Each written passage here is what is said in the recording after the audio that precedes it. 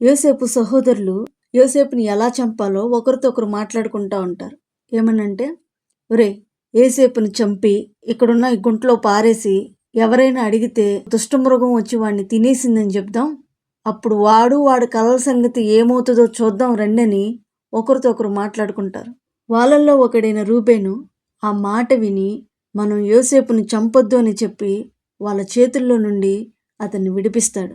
ఈ రూబేను యోసేపుని తన తండ్రికి అప్పచెప్పాలనే ఆలోచనతో ఇంకా ఏమంటాడంటే, మనం రక్తం చిందించొద్దు, హాని చెయ్యొద్దు, కానీ అడవిలో ఉన్న ఈ గుంటలో యోసేపును పడదోసేద్దాం అని చెప్పి మిగిలిన వాళ్ళతో చెప్తాడు. ఈ రూబేను యోసేపును చంపకుండా వాళ్ళ చేతుల్లో నుంచి తప్పించాడేమో, కానీ గుంటలో పడేయండి అని మాత్రం సలహా ఇచ్చాడు. చంపొద్దని చెప్పిన ఇదే రూబేను కనీసం వాళ్ళకన్నా కొంచెం మెరుగ్గా ఆలోచించినోడు, కాపాడవలసిన వాడు ఇంకా ఏమని చెప్పాలి? మనలో ఒకడైన మన సహోదరిని మనం చంపి గుంటలో పడేసి దుష్టమృగం ఒకటి వచ్చి తినేసిందని చెప్పడం, అసలు ఇలాంటి ఆలోచన మనకు రావడమే తప్పు అని మిగిలిన వాళ్ళకి చెప్పాలిగా. అలా చెప్పకుండా రక్తం చిందించొద్దు, హాని చెయ్యొద్దు, కానీ గుంటలో పడేద్దామని చెప్పి సలహా ఇస్తున్నాడు. తమ సహోదరుల్లో ఒకడికి అన్యాయం జరుగుతున్నప్పుడు పిచ్చి సలహా ఇస్తున్నాడు. ఎదుటి వాళ్ళకి సలహాలు ఇచ్చేవాళ్ళు బంధువులు, స్నేహితులు, కావాల్సిన వాళ్ళు. వాళ్ళకున్న దాంట్లో వాళ్ళని ప్రశాంతంగా ఉంచే సలహాలుంటే ఇవ్వండి, అంతేగాని వాళ్ళు ఉన్నది కూడా పోగొట్టుకునే వాళ్ళని ముంచేసే సలహాలను మాత్రం దయచేసి ఇవ్వకండి. చాలామంది ఎదుటి వాళ్ళు ఇచ్చే సలహాలు పాటించి లక్షల పెట్టుబడులు పెట్టి వ్యాపారాలను నష్టపోయిన వాళ్ళు ఎంతోమంది ఉన్నారు. అలా నష్టపోయిన వాళ్ళలో జరిగిన సంఘటన ఒకటి మీతో చెప్తున్నాను. ఒక ఆయన ఒక లారీ కొనుక్కున్నాడు. ఒక్క లారీని మాత్రమే మోయగలిగిన స్తోమత అయింది. ఒక్క లారీని మాత్రమే మెయింటైన్ చేయగలడు. ఆ లారీతో చక్కగా ప్రశాంతంగా వెళ్తుంది ఆయన జీవితం. అలాంటి ఆయన దగ్గరికి ఒక స్నేహితుడు వచ్చి ఒక సలహా ఇచ్చాడు. ఇంకో లారీ కొనన్నాడు. నేనెక్కడ కొనగలనరా, ఈ ఒక్క లారీని మాత్రమే నేను మెయింటైన్ చేయగలను, ఈ ఒక్క లారీ వరకే నా స్తోమత అన్నాడు. వెంటనే ఆ ఫ్రెండు, మేమంతా లేమా ఏంటి, పెట్టుబడి పెట్టు, అయినా ఎదగాలనుకున్నప్పుడు ముందు వెనక ఆలోచించకుండా పెట్టుబడి పెట్టేయాల్సిందే, ఎందుకు మోయలేవు, అన్నిటికీ భయపడతావు, యారా ఒక లారీ మోసేవాడు ఇంకో లారీ మోయలేవా, నా మాటిని కొనేయ్ అన్నాడు. ఈయన ఆ మాటలకి ఆశపడి, సరే ఎలాగో ఒక లారీ కొందాం అనుకుంటున్నాను కదా అని ఫైనాన్స్ మీద అప్పు చేసి ఇంకో లారీ కూడా కొందామని చెప్పి ఆలోచించుకున్నాడు. 2 లారీలు కొన్నాడు. ఇప్పుడు పాత లారీ, కొత్త లారీలు మొత్తం కలిపి 3 లారీలు అయినాయి. మరలా యథావిధంగా మొదలు పెడితే ఒకసారి లారీకి లోడ్ ఎక్కించి వేరే ఊరు పంపిస్తున్నప్పుడు ఆ లారీ ఒక చోట తిరగబడి దాని లోపల ఉన్న సరుకంతా పోయింది. కోలుకోలేనంత నష్టం వచ్చింది. ఆ నష్టాన్ని భర్తీ చేయడానికి ఇప్పుడు దాకా ఉన్న ఆధారం ఆ నష్టానికి ఉపయోగించేశాడు. మొత్తం 3 లారీలు లాస్ వచ్చేసినాయి. అప్పులు పాలైపోయాడు. మేమున్నాంగా, పెట్టుబడి పెట్టు అన్న వాళ్ళందరూ కూడా ఆయన పరిస్థితి బాగున్నప్పుడు ఒక్కరు కూడా కనిపించలేదు. ఒక్కరు కూడా ఆయనకి ఎదురుపడలేదు. ఆలోచించండి. మనం బాధ భరించేటప్పుడేమో మేమున్నాం అని అంటారు. కొన్ని రోజులు పోయాక మేముండి మాత్రం ఏం లాభం అంటారు.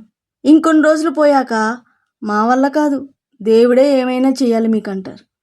ప్రశాంతంగా వెళ్తున్న జీవితంలో ఎదుటి వాళ్ళ సలహా పాటించి ఉన్న ప్రశాంతతను పోగొట్టుకుని ఆయన అనుభవించిన బాధ, ఆ నష్టం వర్ణాతీతం. ఎదగాలని ఆశ ఉండొచ్చు, కానీ తొందరపడే ఆతురత మాత్రం ఉండకూడదు.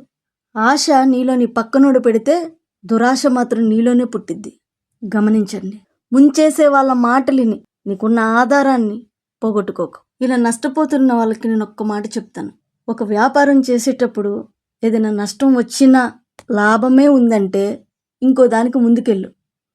కానీ నష్టం వచ్చి ఉన్నది కూడా పోతుంది అంటే మాత్రం ఇంకో దాని జోలికి వెళ్ళకు.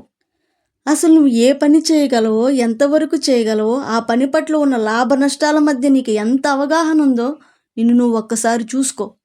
ఇది దృష్టిలో పెట్టుకో. అయిపోయిందేదో అయిపోయింది. కష్టాల గుంటలో ఎవరైనా నిన్ను అన్యాయంగా పడేస్తే బాధపడకు. పడిన చోటే నువ్వు ఉండవు, లెగుస్తావు. కారణం నీ ఉన్న చోటు నుంచే, అక్కడి నుంచే దేవుడు నీ పట్ల చేయబోయే అద్భుతం మొదలవుతుంది. కాబట్టి యోసేపు వాళ్ళ సహోదరుల దగ్గరికి రాగానే వాళ్ళు యోసేపు అంగీని, యోసేపు తొడుక్కున్న విచిత్రమైన అంగి రెండూ తీసివేసి యోసేపును గుంటలో పడదోసేస్తారు. యోసేపు దగ్గర ఉన్నవన్నీ తీసేసుకుంటారు. వాళ్ళకు అక్కరలేని అంగి, యోసేపుకున్న ఒక్క అంగిని వాళ్ళే తీసేసుకున్నారు. అక్కడక్కడ కొంతమంది వాళ్ళకు అక్కర్లేదు, వాళ్ళకున్నవి వాళ్ళకి సరిపోతాయి, అయినా సరే పక్కనున్న వాళ్ళే తీసుకుంటానే ఉంటారు. ఏ వయసు వచ్చాక ఇంకా నీ మనసు మారిద్ది? నీకు ఏం తక్కువ? వాళ్ళకి మించి ఎదగకూడదు, ఎక్కువ ఉండకూడదు. ఒకసారి ఒక పెద్దావిడ నన్ను వాళ్ళ గృహప్రవేశానికి పిలిచారు. వెళ్ళాను. ఆ గృహప్రవేశ కార్యక్రమం అంతా అయిపోయింది. చివరిలో వచ్చేసేటప్పుడు ప్రార్థన చేయడానికి సిద్ధమవుతున్నప్పుడు ఆవిడ నన్ను పక్కకు తీసుకెళ్ళి వాళ్ళ బంధువుల గురించి ఒక్కొక్కటి నాకు చెప్తా వస్తుంది. ఏమనంటే, అమ్మా అక్కడ కనపడుతున్నారు చూడు, వాళ్ళు నాకు పలానా అవుతారు, వాళ్ళకి మనకి గొడవ వచ్చింది, వాళ్ళు మేము 3 అంతస్తులు బిల్డింగ్ కట్టుకోబోతున్నాము, మా కోసం ప్రార్థన చేయమని నిన్ను అడుగుతారు. నువ్వు 1 అంతస్తు కోసం మాత్రమే ప్రార్థన చేయి.